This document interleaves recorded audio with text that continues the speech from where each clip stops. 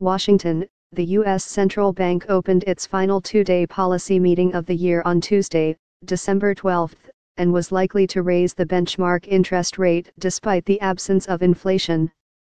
It would be the third rate hike this year, and possibly the final time Federal Reserve Chair Janet Yellen presides over a policy move since President Donald Trump has opted to replace her in February.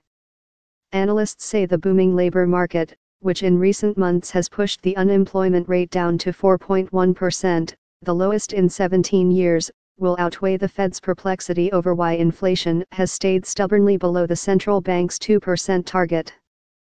And with Republicans in Congress working to finalize a unified final version of a massive tax overhaul that will slash corporate taxes, central bankers likely will be thinking about the measure's potential to add fuel to the economy and finally ignite price increases, economists say. Labor markets and prospects of fiscal stimulus outweigh soft inflation in the rate decision, Barclays said in a Fed Outlook note. With the rate-setting Federal Open Market Committee widely expected to increase the benchmark lending rate, analysts will focus on the wording of the Fed statement and the quarterly forecast for hints about how fast rates are likely to increase next year. Most economists see 3 increases again in 2018, but will watch to see if more Fed officials forecast 4 rate hikes or make any mention of the tax cuts' likely impact on economic growth.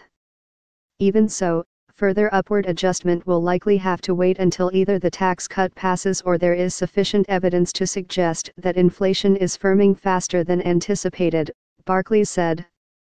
But Jim O'Sullivan of High Frequency Economics said we expect officials will signal no let-up in tightening in response to a tight and still tightening labor market. He is projecting 4 rate increases next year. Job gains, while slower than last year, are running at 174,000 a month on average, and companies around the country are reporting difficulty in finding workers to fill open positions. Normally that would be expected to drive wage gains and fuel price increases. But the Fed's preferred measure of annual inflation has remained well below the 2% target, slipping to 1.6% in October. The absence of inflation has baffled Fed officials and led to a split among those policymakers who want to go slowly and those who want to hike more quickly before price increases hit the economy. Yellen will preside over one more FOMC meeting in January, and then Trump's pick for central bank chief, Fed Governor Jerome Powell, is due to take over in early February.